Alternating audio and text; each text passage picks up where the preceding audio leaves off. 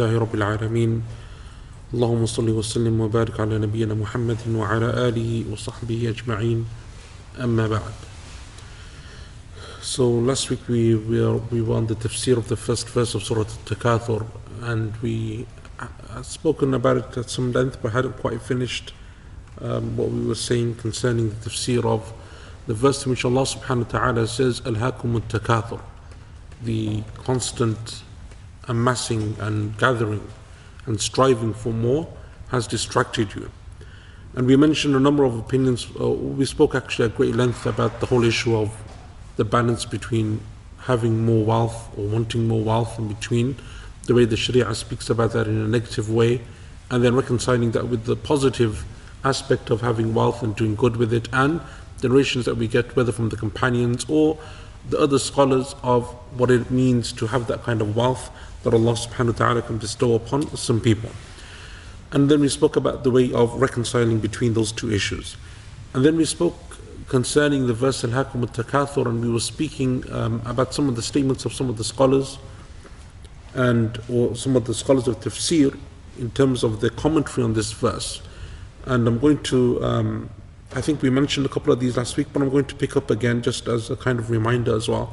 And that is what in Adwa al-Bayan, Shaykh Shanqiti rahimahullah ta'ala and his student Shaykh Ahsan Hanif, they mention as the statement of Ibn al-Qayyim rahimahullah ta'ala, that Allah Azza wa Jal, when He says Alhaakum Altakathur, Allah subhanahu wa ta'ala doesn't mention what it is that we're gathering more of, but rather He leaves it as general.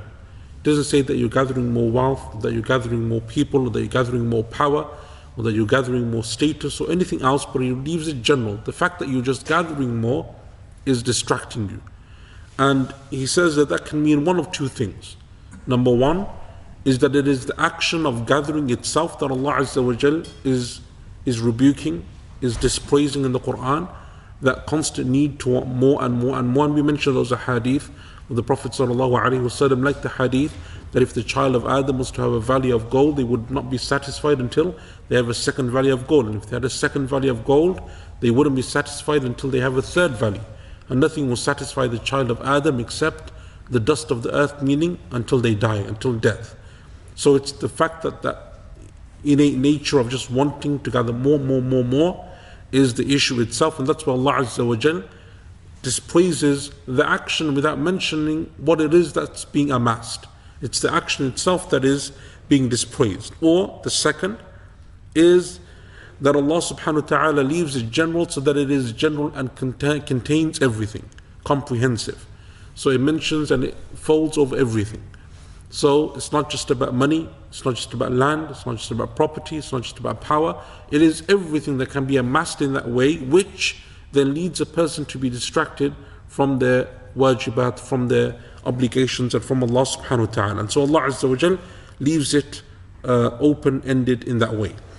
Ibn al-Qayyim rahimahullah ta'ala also says, Allah Azza wa Jal tells us that this constant striving for wanting more of the dunya has busied us and made us forget the next life and Allah Azza wa Jal, until death comes to us, and so we will die in that state, or we will go and visit the graveyards and return without having contemplated that issue. Right? And I think we touched upon this yesterday as well. And this is an interesting point that Ibn al-Qayyim rahimahullah ta'ala mentions, because he's mentioning two dimensions to this issue.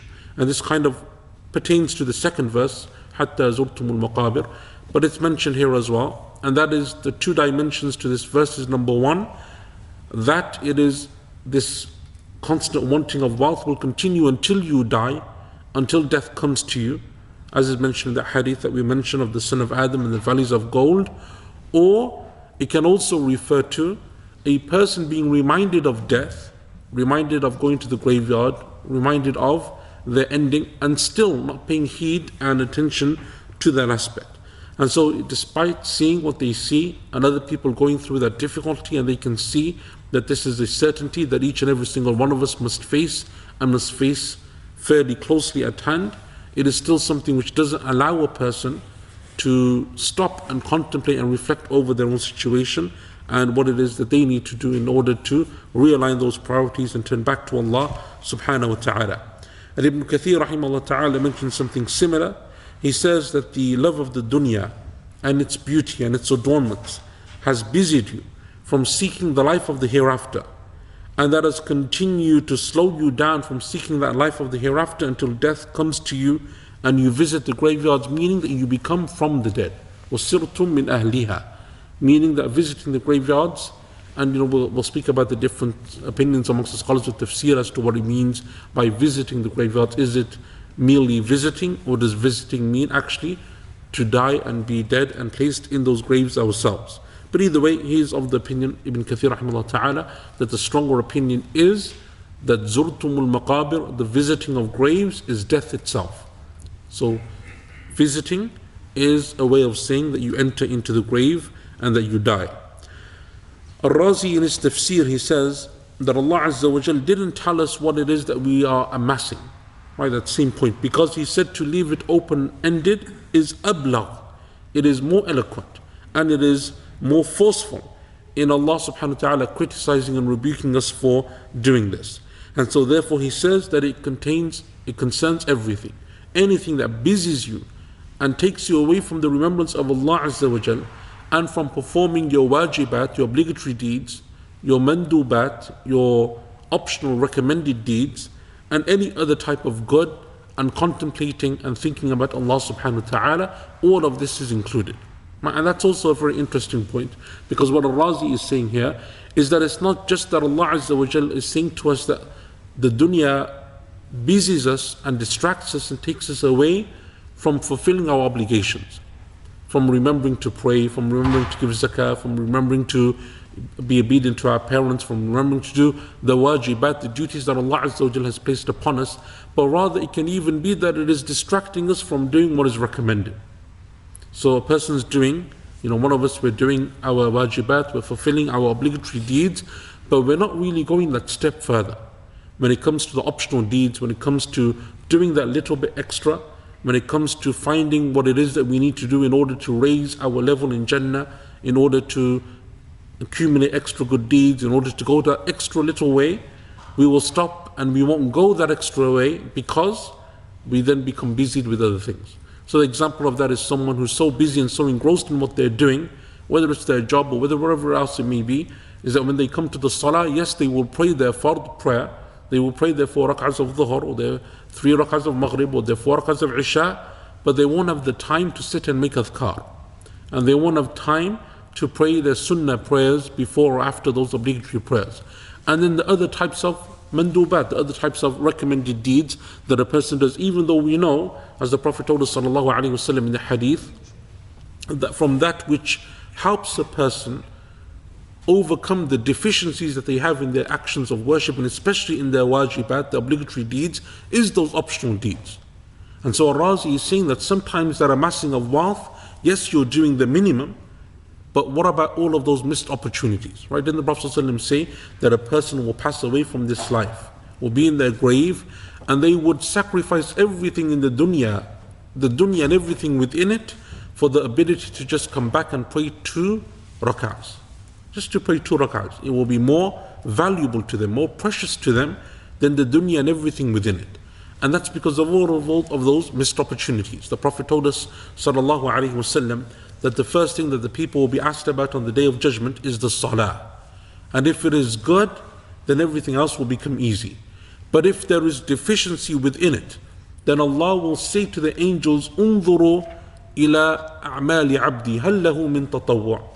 Look towards the actions of my slave, does he have optional deeds that he can make up for the deficiencies of his wajibat? And we all know that we have deficiencies in our salah, a lack of concentration, a lack of khushu', mistakes that you make, whatever they are, intentional, unintentional. We have mistakes within our salah, mistakes within our wajibat. What makes up that deficiency is the optional deeds that you do. For your zakah, it's the sadaqah that you give. For your fasting of Ramadan, it's your zakatul fitr, and it's your optional acts of fasting that you perform throughout the year. That's what it is for salah. Those sunnah prayers, those optional prayers, your qiyamul layl, your tahiyyatul masjid, all of those optional deeds are what make up for those deficiencies in salah. And so Ar-Razi is saying that it's not just about the wajibat, right? Don't just restrict it to, I'm doing what I need to do, I'm doing my 5 prayers, I'm doing my fasting in Ramadan, I give my zakah, I've done my hajj, and then it's okay. But what about those optional extras, right? What about those optional deeds? Because none of us has that guarantee that you will enter into Jannah just by doing the minimum amount of obligatory deeds, right? Even though the Prophet told us, sallallahu alaihi wasallam, the Bedouin man who comes and says, "O Messenger of Allah, if I pray my 5 prayers and fast Ramadan and give zakah and perform the Hajj, is that sufficient for me? Will I be successful?" And the Prophet ﷺ said yes to him. He said, "That's all I will do." The Prophet ﷺ said, "He is successful if he has spoken the truth." The meaning of the hadith is that he has to do each one of those in a way that is complete.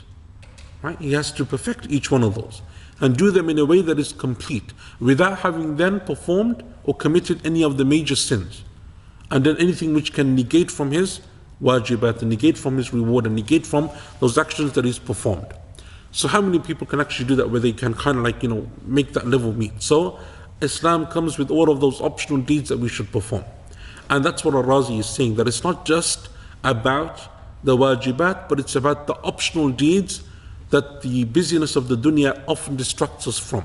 Right? And as we know, Ibn Qayyim rahimahullah and others mention that shaitan has levels that he attacks at, right? Levels that he manages his attacks against the believers. From them is that he tries to make a person commit a major sin or a minor sin or an act of innovation or even an act of shirk. But from them also is to distract someone from doing optional deeds.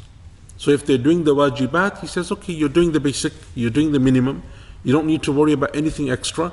And so he tries to distract people from doing the optional deeds that they should be performing. And then he continues, Al-Razi, and he says that it's not just even that, but even the ability to have tafakkur and tadabbur, to contemplate and to reflect. Right?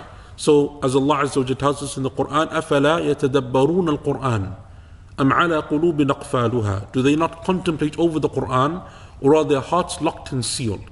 Even the time just to sit down and the Quran that you do read in the Salah or outside of the Salah, to sit and actually think and ponder over that. Right? To attend lectures and gatherings of knowledge and learn about your religion and expand your learning. All of those different things, just the ability to sit and think and make tadabbur is something which also the dunya has a way of busying us from and distracting us from and taking us away from those important elements that we require and we need. And so his tafsir, his commentary, Al-Razi's, even though it is relatively brief, it is very deep in the way that he brings in those different aspects, and that all of those are what are being mentioned in this verse by Allah subhanahu wa ta'ala. Ash-Shanqiti in his tafsir, he says, and there are many other verses that speak about the type of distraction in the Quran. From them is the statement of Allah Azza wa Jalla, وَمَا الْحَيَاةُ الدُّنْيَا إِلَّا لَعِبٌ وَلَهُ وَلَلدَّارُ الْآخِرَةُ خَيْرٌ لِلَّذِينَ يَتَّقُونَ. And the life of this world is except play and distraction. And indeed the life of the next life is better for those who have piety. And the statement of Allah Azza wa Jalla, وَمَا هَذِهِ الْحَيَاةُ الدُّنْيَا إِلَّا لَهْوٌ وَلَعِبٌ وَإِنَّ الدَّارَ الْآخِرَةَ لَهِيَ الْحَيَوَانِ لَوْ كَانُوا يَعْلَمُونَ. And the life of this world is mere distraction and play, and indeed the life of the next world is the life of eternity, if only they knew. Right? And this is an interesting point here, because we mentioned last week that the word al-hakum, at-takathur, al-hakum, comes from the root word of ilha, and ilha comes from the word lahu, which is what is mentioned in these two verses, and that means to distract. Right? And so even though this isn't, like, we're not going to the deep tafsir of this verse, but one of the interesting things in the Quran is how Allah Azza wa Jal, when He mentions lahu, sometimes He mentions it with la'ib. And la'ib is play, right? It's often like, al-'ab are toys in Arabic language. La'ib is play. So you have play and then you have distraction. How are the two of them linked? How do they complement one another? Why does Allah Azza wa Jal pair the two of them together and couple them throughout the Quran in a number of verses? So some of the scholars said because la'ib is the physical distraction, whereas lahu is the distraction of the heart. Right? La'ib is physically playing. So you're busying yourself with issues of the dunya that aren't important, that aren't necessary. That's your physical action. The la'ib is your physical distraction, whereas the lahu is the distraction of the heart. Why is it therefore that Allah Azza wa Jalla then mentions al-hakum al-takathur? He doesn't mention la'ib in Surah al-Takathur and in other verses where lahu is mentioned, وَإِذَا رَأَوْا تِجَارَةً أَوْ لَهْوًا انفضوا, right, in the last verse of Surah Al-Jumu'ah. يَا أَيُّهَا الَّذِينَ آمَنُوا لَا تُلْهِكُمْ أَمْوَالُكُمْ وَلَا أَوْلَادُكُمْ لَا تُلْهِكُمْ. Right, the word lahu is the one that is mentioned. And that's because, as we know, the heart is the place where all of this takes firm hold. Right? If the heart becomes distracted, the body and the limbs follow. Whereas if the heart is mindful, attentful of Allah Azza wa Jal, has khushu', concentrates on its role in the dunya and understands its purpose of creation, then the body will follow. But sometimes Allah Azza wa Jal mentions both of them.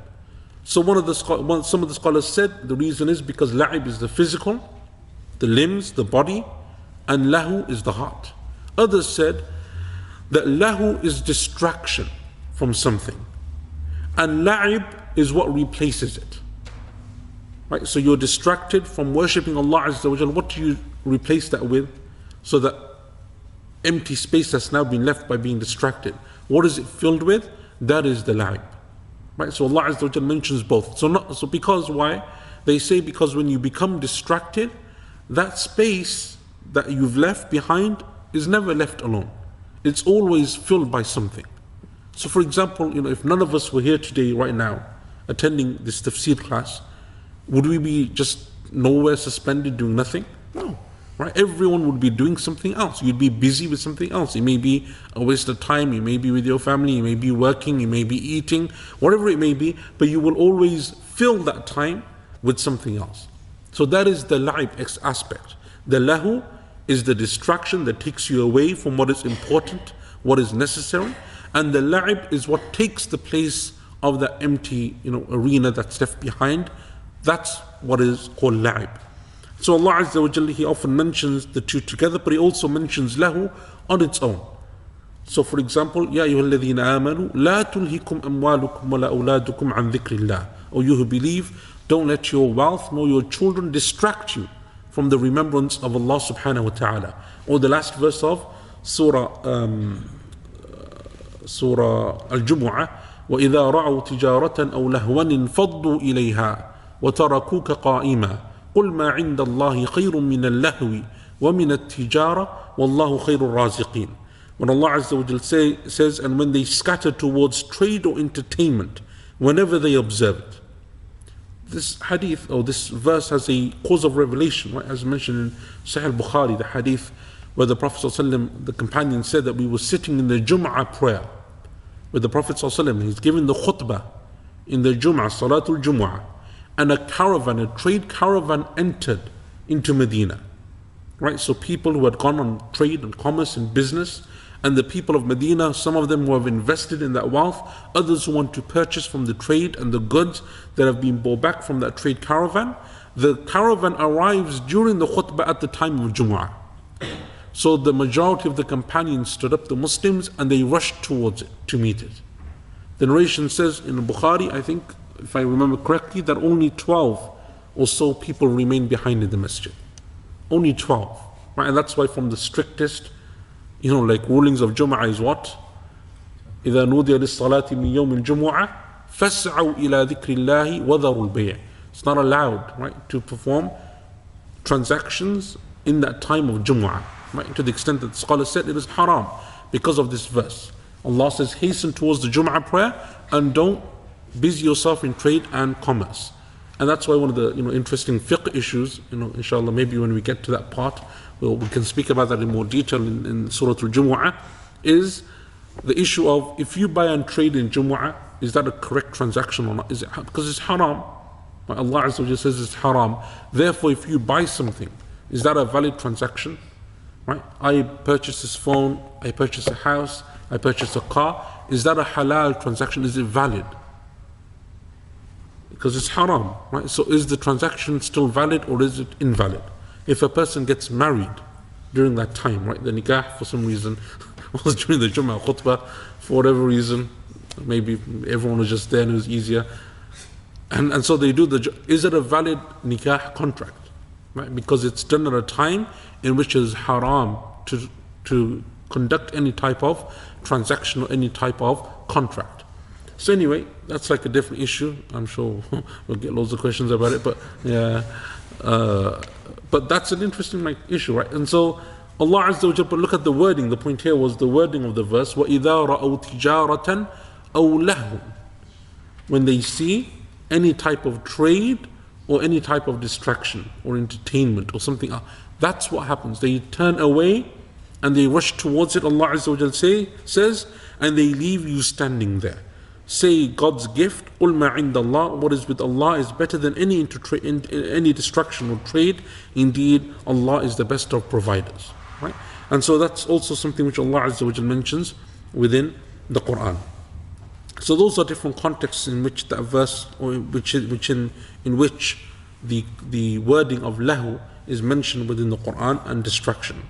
Shaykh Ibn Uthaymeen rahimahullah ta'ala, in his tafsir, he said the statement of Allah Azza wa Jalla, takathur, amassing or hoarding or constantly wanting more, he says that it includes everything. Includes wealth in all of its forms. It includes tribes, being proud of the number of people within your tribe, right? The people that you kind of have a nasab, or they meet you in your lineage. They're from the people who are from your core tribe. To have that type of fakhr and that type of like arrogance towards it, that I have more people in my tribe. My family is stronger than yours. My clan is bigger than yours. My tribe is more prestigious than yours, and so on. وَالتَّكَاثُرُ بِالْجَاهِ. And likewise, it can be to amass status. Right? Status, jah is status. That a person just spends their whole life looking as to how they can increase their status within the dunya and within society. And he says, وَالتَّكَاثُرُ بِالْعِلْمِ. And even knowledge. If that knowledge is something which distracts a person from what they actually need to know. Right? And we'll mention this slightly later, because there's another statement also that is relevant to this. He says, so anything basically that isn't mubah, isn't allowed, or isn't good, or doesn't bring a person ultimately closer to Allah subhanahu wa ta'ala, can be included within takathur. And so a person having wealth, a person having status, a person even amassing types of knowledge that are unbeneficial, or knowledge which if it is amassed, actually makes a person arrogant and proud and haughty and looks down upon others and belittles others, that is also a type of takathur. Because what they all have in common is they distract you from worshipping Allah subhanahu wa ta'ala and working towards the akhirah, working towards the hereafter. Right? And he mentions, Shaykh Ahsan Hanif mentions the example of knowledge and the example of people who just accumulate degrees for no reason, right, and so on and so forth. He said they can also be within this, right? And I remember when I was in school, I think it was school anyway, we used to have a teacher who would constantly get degrees, right? She'd get a degree, and then she'd get a degree, and then she'd get a master's, and then she'd get a PhD, and then she'd go back and do another master's, and some people like that, right? They just want to have lots of qualifications because it interests them in studying. But just having qualifications by in and of itself isn't necessarily something, especially if it distracts you from what is more beneficial, what will actually bring you closer to Allah subhanahu wa ta'ala. And so it's a very comprehensive, very general verse that speaks about this, and obviously it pertains to different people in the way that it pertains to them. Al-Khatib al-Baghdadi rahimahullah ta'ala, who is one of the great scholars of the past, he has a book in which he speaks about the importance of knowledge and the etiquettes of seeking knowledge and the mannerisms that the teacher and the student should have. And one of the points that he mentions within his book is also this issue of how from that which is considered unpraiseworthy, which isn't a good etiquette for a student of knowledge to have, is the amassing of knowledge that has no benefit. And he gives the example of his time of people who just collect books. So they have vast libraries full of books that they will never read, they will never benefit from, doesn't actually benefit them in any way, but they just like the idea of having a very big library and many books, and they're constantly buying and buying and buying books. Have they ever read them? No. Have they ever heard them? No. Have they ever read them or studied them or understood them? No. But it's just that idea of wanting. And he says within his book, اقتضاء العلم العمل, he says, and this gathering of books is like what Allah Azza wa Jal mentions in the Quran as those who gather and hoard gold and silver.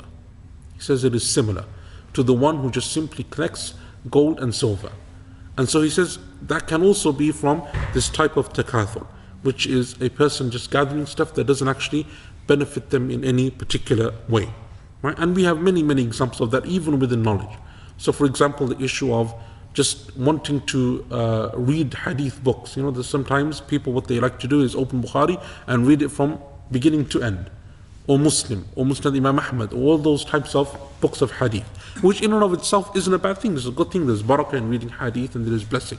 But the point of those hadith is not that they're simply read or that you get ijazat. Some people like to collect ijazat, right? They have 30, 40, 50 ijazas, chains of transmission that take them back to Bukhari and Muslim and Imam Ahmad and Malik and all of those great scholars of the past.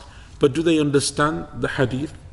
Do they actually know the fiqh of the hadith? Do they know what the narrators are or anything concerning the hadith? No. Most of them would struggle, or many of them struggle with that type of knowledge. So that's the type of amassing of knowledge that actually doesn't benefit. It is takathur, amassing something which actually distracts you from Allah subhanahu wa ta'ala. And Ibn Qayyim, I think it is, rahimahullah ta'ala, he mentions in one of his books how shaitan distracts a person in the guise of goodness, of obedience, of ibadah, of worship, but in its reality it's actually something which takes a person away from Allah subhanahu wa ta'ala. And that is from the traps of shaitan. Shaitan comes and he says, no, actually what you're doing is good because you're seeking knowledge.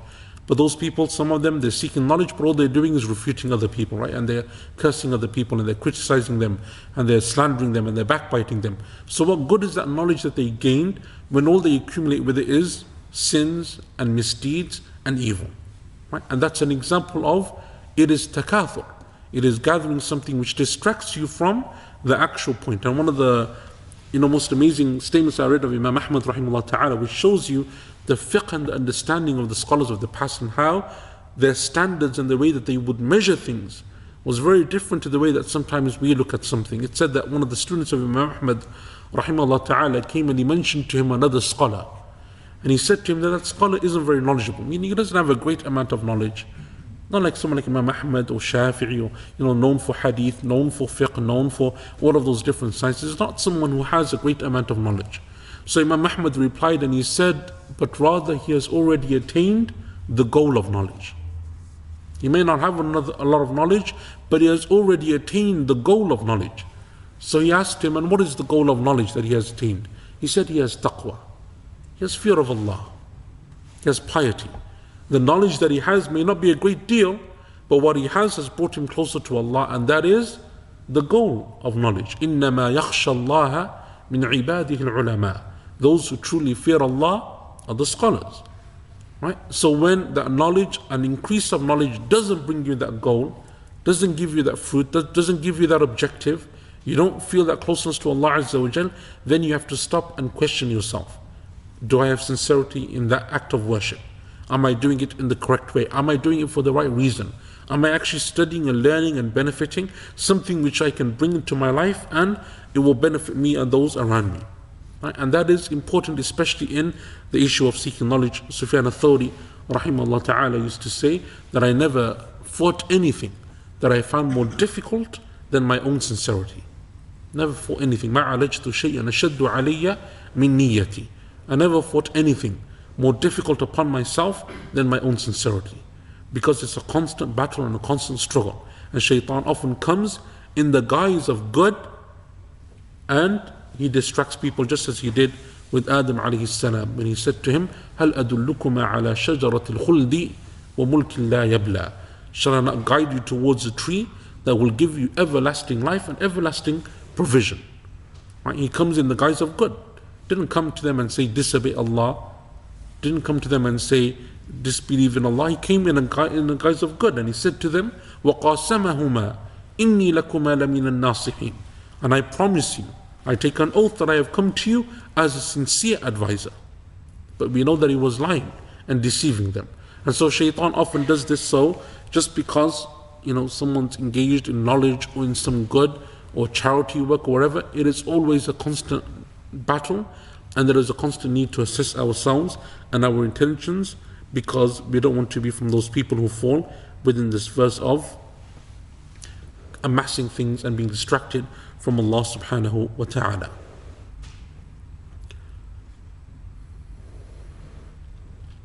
Is there any reason, Sumaira is asking, why when the la'ib and lahu are mentioned together, la'ib is usually first, especially given the theory that lahu is a precursor to la'ib? It is actually mentioned both ways. So the two examples that I gave, one has lahu before la'ib and one has la'ib before lahu. And often in the Quran, when you have two words, or a pair of words which come in the Quran a number of times, but sometimes the order between them is changed, it is usually due to the context of the verse, the context of the passage. What Allah subhanahu wa ta'ala is speaking about and focusing on, that one will be given precedence over the other. Right? One is mentioned before the other. That is often the case in the Quran, or that's the general rule in the Quran. It's not always true, but generally it is something to do with the context. Okay. Allah Azza wa Jalla then says in Surah, in the second verse of Surah Altakathur, حَتَّى زُرْتُمُ الْمَقَابِرِ, until you go into your graves. Hatta is a word which is mentioned often within the Quran.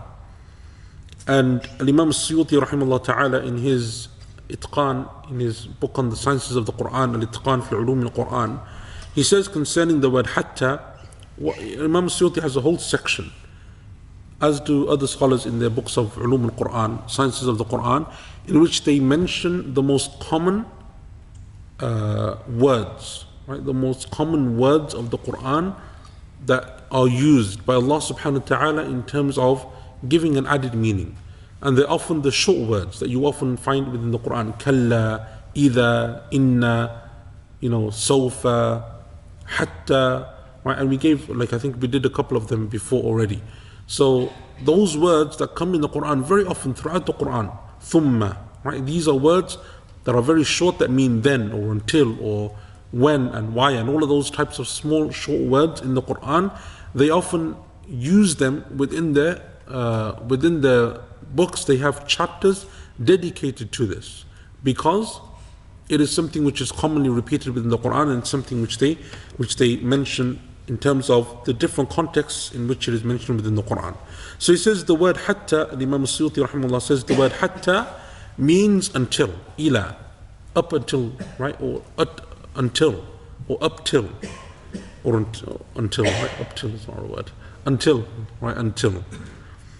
And he says that an example of this in the Quran is in Surah Al-Qadr, salamun hiya hatta matla' al-fajr. In Surah Al-Qadr, the night of decree, Laylatul Qadr, is peaceful, and it is until, hiya hatta, it is until the time of Fajr, right? It is until the time of Fajr. And that's the most common meaning in the Quran. The most common meaning of hatta is until, right? Like it is here in Surah Al-Takathur, Alhaakum al-Takathur, the constant wanting more will distract you, hatta zurtumul maqabir, until you visit your graves. The second meaning that it is most commonly found in the Quran is that it comes with the meaning of kay. Kay means so that they, so that, right? So that they. For example, when Allah Azza wa Jalla says, هم الذين, in Surah Munafiqun, هم الذين يقولون لا تنفقوا على من عند رسول الله حتى ينفضوا. They are those, meaning the hypocrites are those who say, don't spend upon those who are with the Messenger of Allah so that they will disperse from him. Not until they disperse, it is because, so that they may disperse from him, right? And until, for example, when Allah Azza wa Jalla says, وَلَنَبْلُوَنَّكُمْ حَتَّى نَعْلَمَ الْمُجَاهِدِينَ مِنْكُمْ وَالصَّابِرِينَ.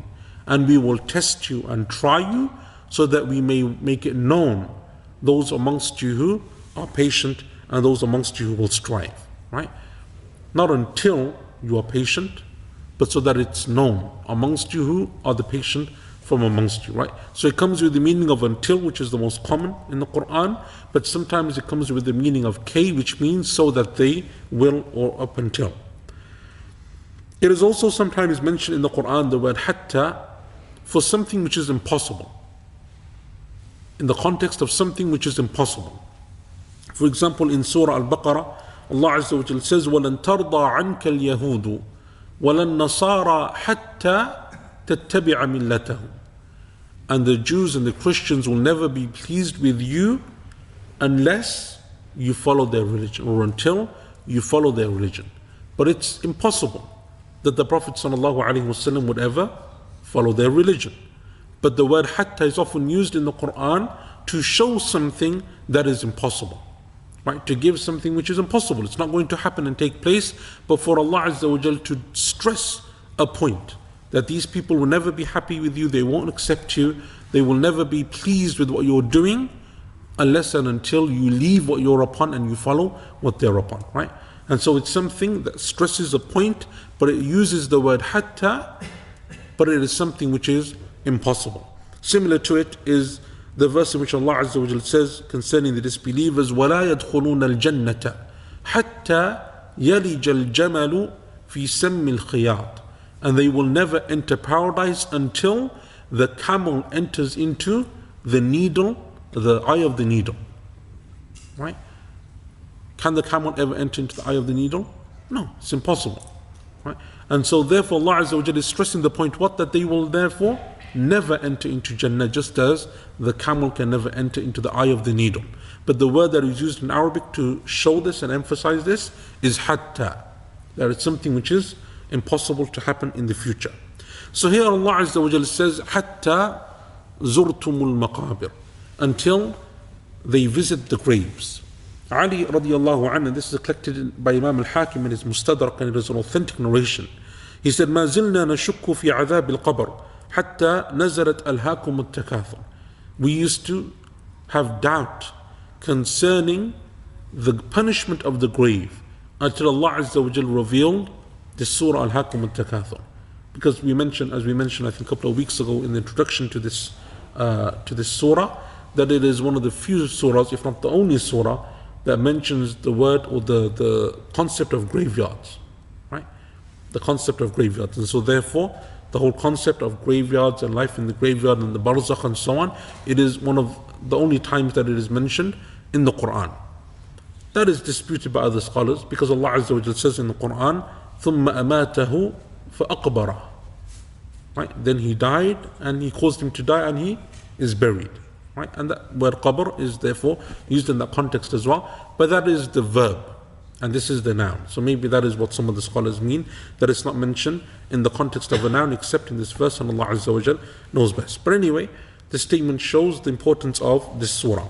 And Maymun ibn Mahran, he says that I was sitting with Umar ibn Abdul Aziz, rahimahullah ta'ala, the famous Khalifa and scholar of Islam. Umar ibn Abdul Aziz, not only the famous Khalifa of the Umayyads, who ruled between 99 and 101 of the Hijri, but he was also a great scholar in his own right, one of the great scholars of Islam. And some of the scholars even went to the extent of saying that he was the fifth of the rightly guided Khulafa. Right? So after Abu Bakr and Umar and Uthman and Ali, they said that he was the fifth because of his righteousness and because of his knowledge. He said that I was sitting with Umar ibn Abdul Aziz rahimahullah ta'ala, and he recited Alhaakum al-Takathur hatta zurtum al-Maqabir. You will continue to amass and until it distracts you, or you will be distracted by this amassing until you visit your graves. فَلَبِثَ هُنَيْهَا. And then he paused for a short while. And then he said to me, O Maymun, مَا أَرَى الْمَقَابِرِ إِلَّا زِيَارَةً وَمَا لِلزَّائِرِ بُدْ مِنْ أَنْ يَرْجِعَ إِلَى مَنْزِلِهِ. I think that a person who enters their grave is only a visitor, because a person who visits must eventually go back home. Right? So what he's saying, and this is because we will find, as we will mention, that the scholars of tafsir differed over a number of different opinions, about 3 or 4, concerning the meaning of hatta zurtum al-maqabir, visiting the graves. What does it refer to? When Allah says you are visiting the graves, is it actual death, or is it something else? Is it a normal visiting of the grave? What Umar ibn Abdul Aziz rahimahullah ta'ala is saying is that no, it's actually death. He says, why does Allah therefore call it visiting? Because when you go into your grave, you are only visiting the grave. It's not a permanent abode. And you won't leave that grave and go back home, meaning in the next life, to the permanent abode of what Allah has prepared on Yawm al-Qiyamah. So therefore, He calls it ziyarah. So Allah Azza wa Jalla, when He calls it visiting, it can still refer to death, but it's called visiting here because it is something which is impermanent, but a person will go back eventually to the next life. Muqatil rahimahullah ta'ala said, Hatta zurtumul maqabir. He said, until you visit your graves refers to all of you, meaning that each and every single person will die and they will go into that phase of life which is called the barzakh, which is in between this life and the next life. Ibn Kathir rahimahullah ta'ala and we mentioned this before, he says, وَالصَّحِيح, the correct opinion is that the meaning of the verse زُرْتُمُ الْمَقَابِرِ is that you become buried within your graves. Visiting the graves refers to being actually buried within the graves. As is mentioned in the hadith of the Prophet ﷺ in al-Bukhari, and this is the hadith of Abdullah ibn Abbas radiyallahu anhuma, that the Prophet ﷺ entered upon a man from the Bedouins, visiting him whilst he was sick. And he said to him, لا بأس طهور إن شاء الله, which basically means there is no harm upon you, may you have purification, Allah willing. And the man replied, Tahur, is it purification? بل هي حمى تفور, but rather it is a fever that is extremely, like it is a fever that has overcome me. على شيخ كبير, upon a man who is old in age, who will soon go and visit his grave. And he calls the word visiting, meaning that I will soon die, right? And he calls it visiting. Ibn Kathir rahimahullah ta'ala says, therefore the Arabs were known in the Arabic language to call death, or one of the ways in which they would speak about death was ziyara, visiting the grave, right? And it's called kinaya, right? Which means that you're referring to something indirectly. So the Prophet said to him, sallallahu alayhi wasallam, فَنَعَمْ إِذًا, so therefore it will be, right? If that's what you're saying, therefore it will be. Ibn Atiyah rahimahullah ta'ala said, and the scholars of tafsir, they differed concerning the meaning of hatta zurtumul maqabir, until you visit the graveyards. So some of them said that it is that you will remember the deceased within their graveyards, and you will be proud over your forefathers and your ancestors, even though they have turned into bones and into dust. And what is referring to there is the causes of revelation that we mentioned a couple of weeks ago at the beginning of this surah, right? Where they said that some of the scholars said that the cause of revelation for this surah is what, that the different people of the Ansar, or the different people of Quraysh, or the different tribes of the Jews and so on, they would compete with one another as to who had more wealth and who had more position and who had more authority. And then after they had finished with the living, they would have the same type of arrogance and the same type of competition with their deceased. And some of the narrations say that they went to the graveyards to then speak about our dead and your dead, right? My dead and your dead, and our deceased and your deceased. And so he says this is one opinion, that the ziyarat al-qubur, the visiting of the graveyards, refers to the living as they remember the death, right? Just as they remember the dead, just as we do when we visit the graveyards. The second opinion, he says, and others from amongst the scholars, they said that it is from a constant busyness of actually visiting the graves. So the first one is remembering death and remembering the ancestors who have passed away. The second group of scholars said, حَتَّى زُرْتُمُ الْمَقَابِرِ, until you visit the graves, are people who go into excess in visiting the graveyard. They're constantly there, all the time, going there and visiting those graveyards. And because they're there so much, they're remembering those people who have died, they forget to concentrate on their own life and their own deeds and their own actions and their own akhirah. And the third opinion, he said, is, as Umar ibn Abdul Aziz rahimahullah ta'ala said, it is that you will visit those graveyards yourselves with your bodies, meaning that you will be buried within those graves. And that is the position that Ibn Kathir rahimahullah ta'ala chose, and it is the position that Shaykh Shanqiti rahimahullah ta'ala also chose in his tafsir. He said that some of the scholars said that it is referring to having arrogance and pride concerning those who have died before us, but he said was sahih, and the correct opinion is zurtumul maqabir yani muttum, that those who visit the graves are those who have died and are buried within them. لأن الميت يأتي إلى القبر كالزائر لأن وجوده فيه مؤقتا, because the one who dies will come into the grave as a visitor, because his position within that grave is only temporary. And Imam al-Shawkani rahimahullah ta'ala in his tafsir, he says, and in this verse there is a proof and an evidence that busying yourself in the dunya to the extent that you forget the hereafter is something which is disliked within Islam, and it is something from the dispraised etiquettes or the dispraised characteristics of a Muslim. And Shaykh Abdul Rahman al-Sa'di rahimahullah ta'ala mentioned within his tafsir, he said that a person will continue to become busied and distracted from the akhirah until they visit their own graves, at which time they will then understand the time that they have wasted, but it will be too late for them then to have understood. Right? And that is a very beautiful tafsir, as is his norm. His tafsir is normally very eloquent and very beautiful. So it is someone who busies themselves, distracts themselves from the dunya until they visit the grave, at which time they will realize the time that they wasted and how they were distracted, but by then it will not benefit them that which they did in terms of visiting or in terms of benefiting from that reminder. Ash-Shanqiti rahimahullah ta'ala in his tafsir, he mentions 2 points here which I want to also mention concerning this verse. The first of them is he brings the issue of visiting the graveyards, because it's mentioned in that as one of the opinions amongst the body of scholars of constantly visiting the graveyard, right? That's what it refers to. You visit it so frequently that it distracts you from the akhirah.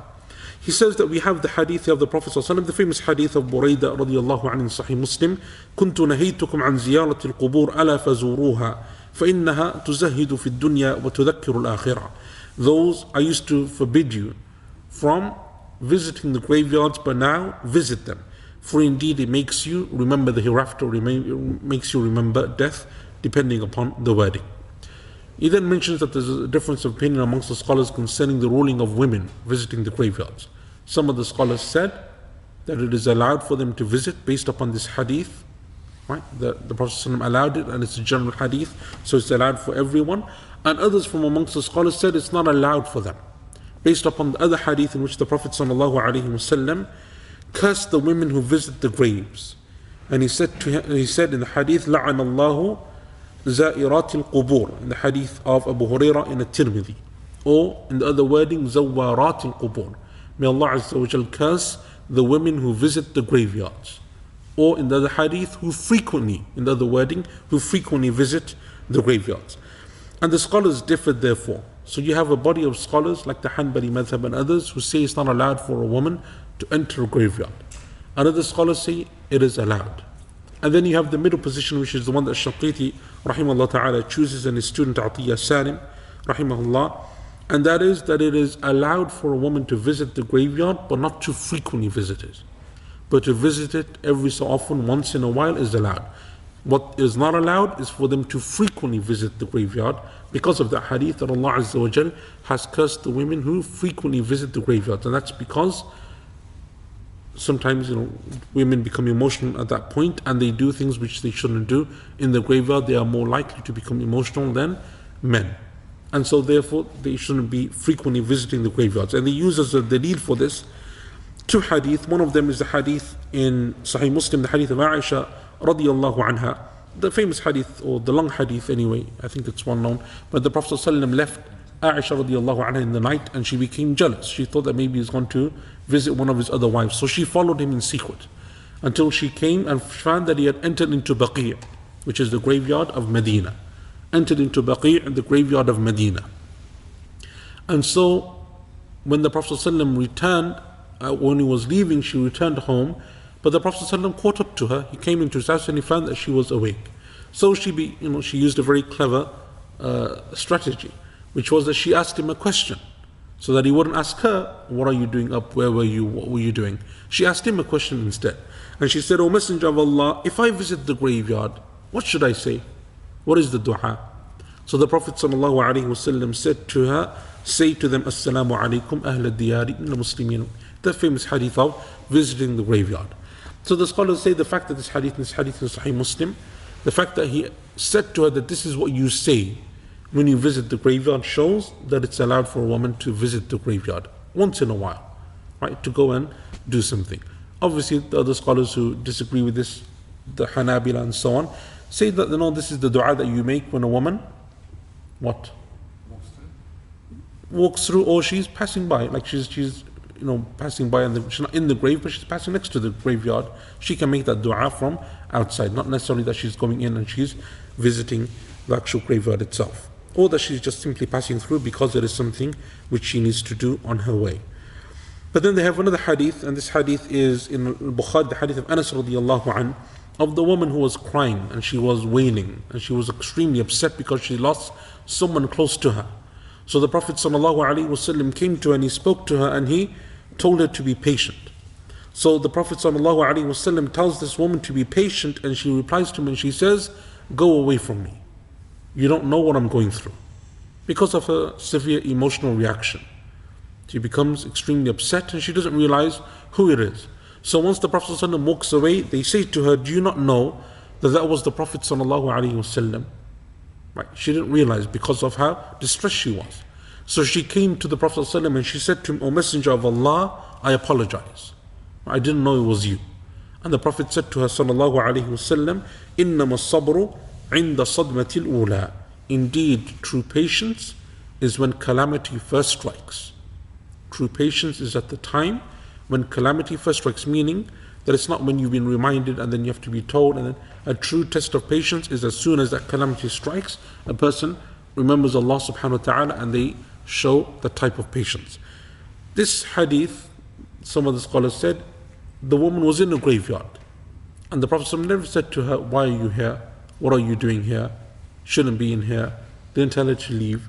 And so therefore it's another dalil that they use, an evidence to show that it is allowed on the odd occasion. Right? And that is reconciling between those different hadith and those different narrations and trying to find a middle way between the hadith, one that says that it is an issue of cursing, which makes it a major sin, right? Because the major sin in Islam is what? Something which has an act of or a threat of punishment attached to it, right? We know that there is a threat of punishment or a specific punishment that is linked to that action, that sin.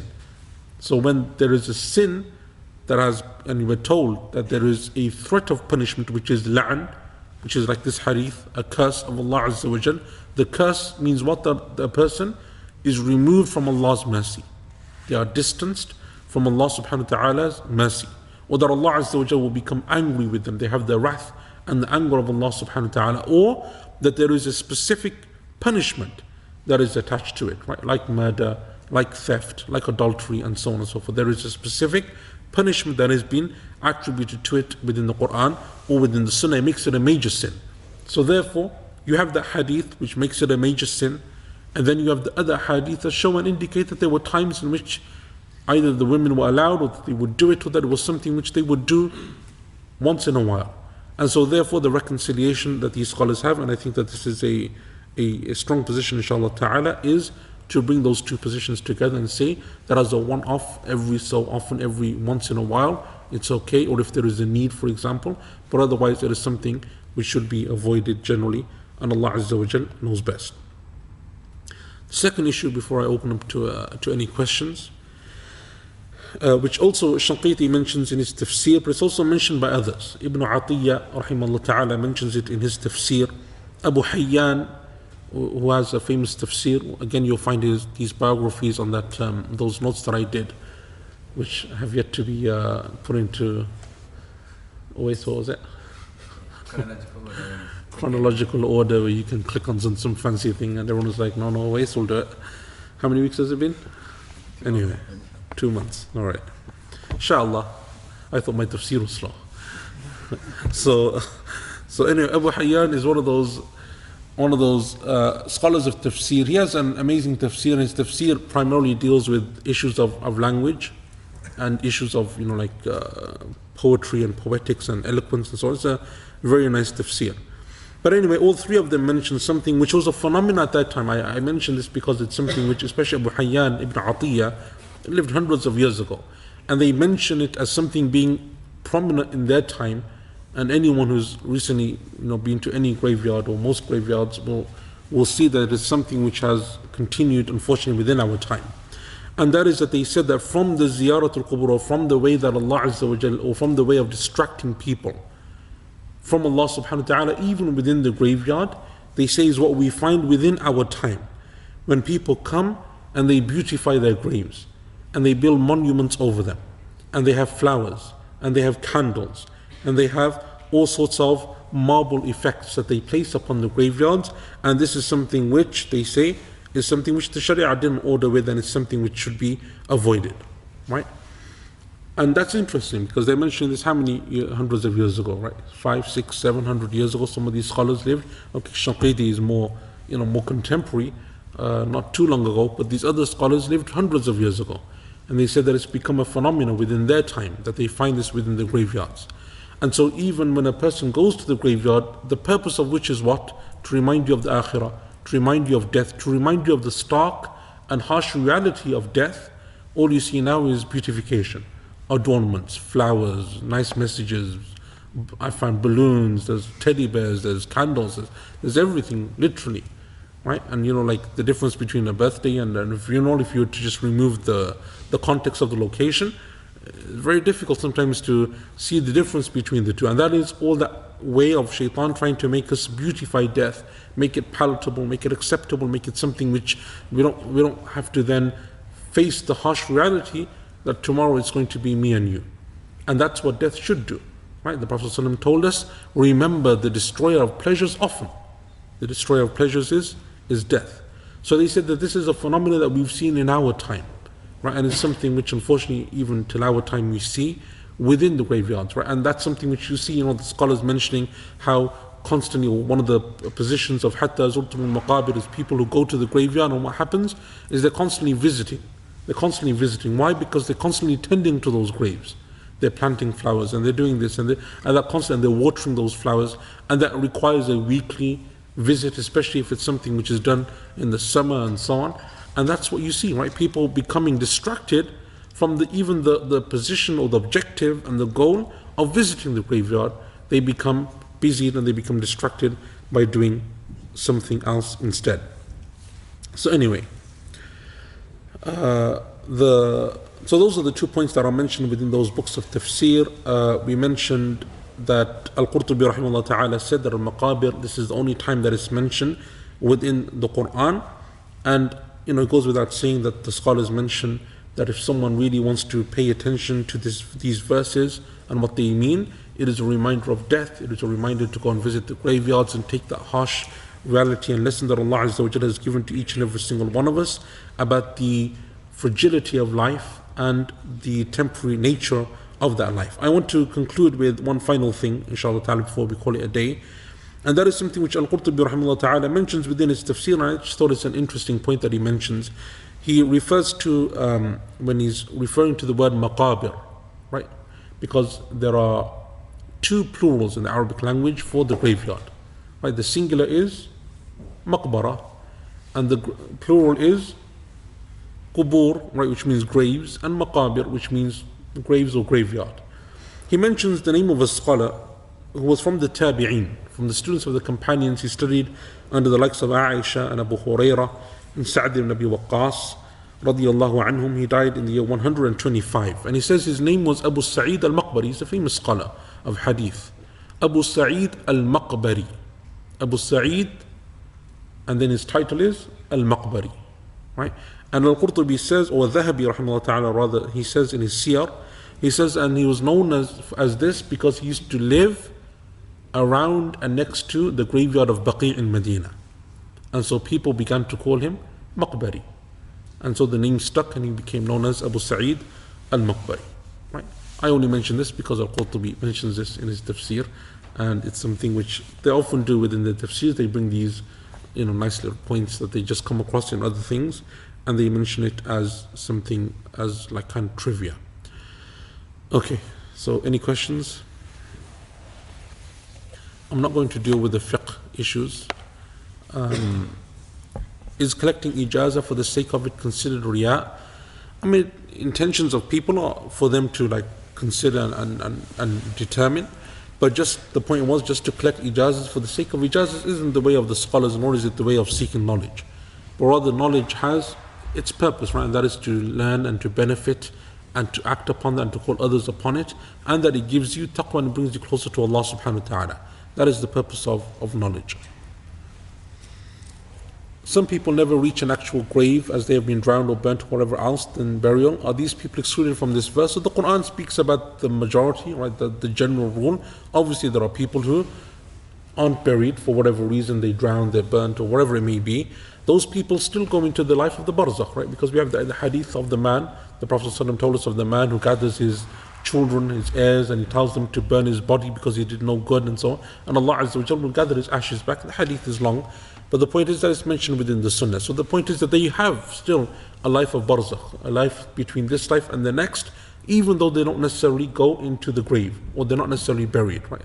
So it's not a condition that they have to have a burial or be in a graveyard or wherever. Allah Azza wa Jalla is the one who controls everything in the heavens and the earth. What about growing plants, grass on graves in an attempt to ease the deceased stay in the grave? There is a hadith in which the Prophet did this to one of the companions' graves. The hadith of the Prophet, I think that you're referring to the hadith in Bukhari of the two people of the graves. إِنَّهُمَا لَيُعَذَّبَانِ وَمَا يُعَذَّبَانِ فِي كَبِيرٍ. These two people are being punished in their graves, and they're not being punished for anything major. And the meaning of major here isn't that they're not major sins, as the scholars say, but rather that it's not something which people consider to be major. As for one of them, he wouldn't protect himself from the splashes of urine, akramakumullah, and as for the second, he would walk around spreading rumors, right? But this hadith actually shows that they are major sins, but it's something people don't consider to be major, they consider it to be small. So the Prophet took 2 sticks and he placed it in their graves, and he said, perhaps this will lessen their punishment until they dry, until these sticks dry. That is something specific for the Prophet ﷺ to do, right? So it's not something which you can make qiyas upon. It's not something which you say, okay, now plant flowers and whatever else on the graves, and therefore it's going to make things easy. That's something specific for the Prophet ﷺ, because that's something which Allah Azza wa Jal gave him the ability to do. So it's not something that's a ruling that you deduce from and apply wholesale for everyone else. Yeah, you have a question? Someone had a question? It's okay? Yeah. Okay. Does the intention you make for the accumulation make any difference as to whether it's considered distraction? Yes, so clearly the intention makes a whole lot of difference, right? So if a person's working to gain wealth and they're doing it with the intention of earning a living that is halal, providing for their family and their children, then obviously that has a major impact, and it changes what is an allowable action, a permissible action, into an act of worship, right? Because a person can change the nature of a deed, just as a good deed, what is a good deed apparently can become haram, right, and can become a sin based upon intention, right? So if someone is praying, but they're praying to show off, what is a good deed by intention becomes haram. So the opposite works as well. Something which is bad or something which is just normal, it's just everyday, if you have the good intention that is accompanying it, it changes it into a rewardable action and into an act of worship. So clearly there is something which, that is something which can be done. The hadith is speaking therefore about generality, right? The verse is rather speaking about generality. Clearly in the sunnah we have those hadith that tell us, yes, use your time and use your intention to maximize that opportunity. So when you're working, you have that intention of doing good, right? When you're sitting with your friends, it's not just sitting with your friends, but your intention is that I'm doing this because I love them for the sake of Allah and I want to come closer to you, O Allah. And so just by having that, and with your family, similar intention, those actions now transform themselves from things which are just ordinary everyday occurrences to acts of worship because of the intention that has changed and makes it into an act of worship, and Allah Azza wa Jal knows best. This notion of if your fard isn't up to standard, it's topped up with sunnah acts, is it necessarily like for like? Like for example, according to some, knowledge is considered, seeking knowledge is better than praying nawafil all night. Yeah. So if your fard is not up to scratch, can it be topped up with different type of act of worship, or of course generally? Yeah, so can an act of worship or an obligatory act of worship be topped up by any optional deed, or is it just from that same kind of category of deed? So prayer, does it have to be prayer, or can it be seeking knowledge and so on? To be honest, I don't know. Allahu A'lam, I don't know exactly, but one thing that I would say is that what you will find from the scholars is that it wasn't their practice, for example, that they would leave off doing good deeds. Generally, like they wouldn't leave off their sunnah prayers or their qiyamul layl to seek knowledge, right? And say that that's going to make a price. So because the whole point of knowledge is that you increase in action, right? And that's not only in knowledge itself, but in other actions, because the Prophet ﷺ, who was the most knowledgeable, did those other actions as well, right? So therefore so I don't know, to be honest with you, and generally the scholars wouldn't leave that stuff off, except for you have, like, for example, Abu Zur'a al-Razi rahimahullah ta'ala said Imam Ahmad his son Imam Ahmad's son says that my father never used to leave off the optional prayers unless Abu Zur'a came to see him. And then he would spend the night with him studying. And he would say to me, "Oh my son, teaching him is more beneficial than praying my nafil prayers." But that's like a one-off. And that's for someone like Abu Zur'a, who's an amazing scholar in his own right, because he wants to benefit him from the short amount of time that they have together. Right? And so you have those kind of determinations which you can do every so often, right? You see, actually for me now, rather than praying Qiyamul Layl, there's something which will be more beneficial, or vice versa, and so on. That's something which you can determine, but generally as a rule, that's not the general rule. Right? And Allah knows best. Okay, Barakallahu feekum. Sorry. If somebody does all these optional prayers, tahajjud and whatnot, but there's deficiencies in both the optional ones as well as the fard, does he still make up for the fard? Yeah, so the optional ones are always optional. What they will make up for is the fard. Right? That's what's most important, because once those are full, you fulfill the obligations and you have Jannah. Because that's the minimum, right? That's what you need to be done. So even if they're deficient, the optional deeds are deficient within themselves, even if just say one's worth half, that still goes to filling up the obligatory deeds, right? And Allah knows best. Okay, wa sallallahu ala nabiyina Muhammad wa ala alihi wa sahbihi ajma'in. Wassalamu alaikum wa rahmatullahi wa barakatuh.